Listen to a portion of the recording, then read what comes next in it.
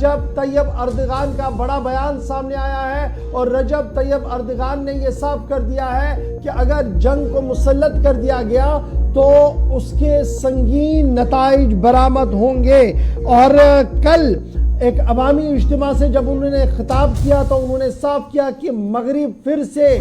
جس صہیونیت پسندی کا مظاہرہ کر رہا ہے اس سے ہمیں مجبور کیا جا رہا ہے کہ ہم اپنے دفاعی اقدامات کو مزید سخت کریں۔ یہیں پر وہ نہیں رکے بلکہ انہوں نے نیتن یاہو کا نام لے کر کہا کہ اس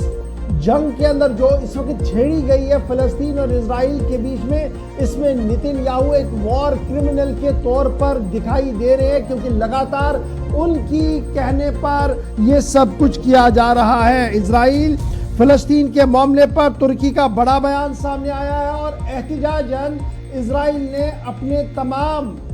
سفارت خانے کے اندر ملازمین کو واپس بلانے کا فیصلہ لے لیا ہے۔ اردن کا سخت بیان سامنے آیا ہے جس کے بعد اسرائیل کا ترکی سے سفارتی تعلقات عرصہ نو جائزہ لینے کا اعلان بھی کر دیا گیا ہے اور ساتھ ساتھ یہ بھی صاف کر دیا گیا ہے کہ یہاں سے ڈپلومیٹ جو ہیں یعنی جو سفارتکار ہیں انہیں واپس لایا جائے۔ ترکی کے صدر رجب طیب اردغان کل ایک عوامی اجتماع سے خطاب کر رہے تھے جو فلسطین کے حق میں اجتماع کیا گیا تھا۔ اس سے خطاب کے دوران جہاں امریکہ کو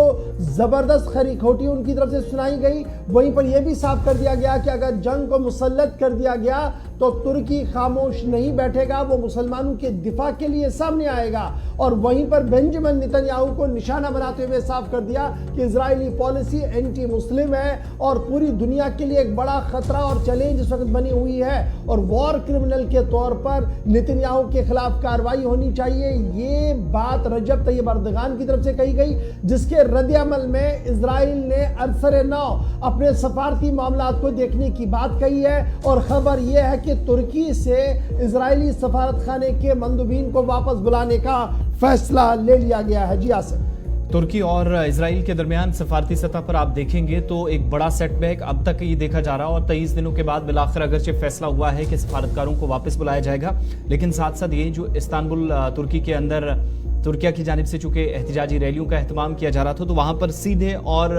کھلی آواز میں ایک بار پھر سے رجب طیب اردغان نے جب سے وہ دوسری مرتبہ صدر بنے تو انہوں نے اوپن اناؤنسمنٹ کر دی ہے کہ اگر کسی بھی طریقے سے مغرب صلح و ہلال کی جنگ چاہتا ہے تو پھر وہ یہ مان لے کہ ابھی وہ زندہ ہیں۔ اس طریقے سے کوئی کوشش نہیں ہونی چاہیے جہاں پر مکمل طور پر یہ آزادی اسرائیل کو حاصل ہو کہ وہ نسل کشی پر جس طریقے سے اترا ہے یہ اجازت کوئی بھی نہ دے۔ یہ ایک طرف کی بات عرب ممالک کی جانب سے جب اس چیز کا نوٹس لیا جا رہا ہے تو تیسری خبر کی طرف چلیں گے اور بات اب ذرا کریں گے سعودی عرب کے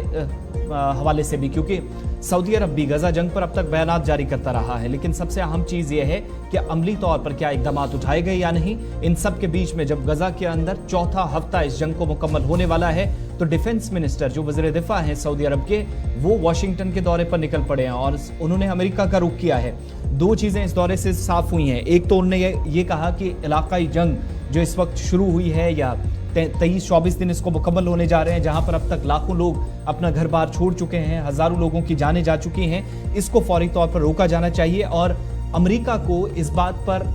کہیں نہ کہیں منوانے کی کوشش جو وزیر دفاع ہیں سعودی عرب کے ان کی جانب سے ہوئی ہے کہ کسی بھی طریقے سے اسرائیل زمینی کارروائی آگے نہ بڑھائے، نہ کرے، گراؤنڈ انویژن نہ کرے، اس سے مزید خرابی ہوگی۔ ایک تو انسانی جانوں کا زیاں بہت زیادہ ہوگا اور دوسرا جن علاقوں میں 7 اکتوبر کے بعد کشیدگی ہے ان علاقوں میں اگر کوئی تھوڑا بہت بھی بچا ہے تو وہ بھی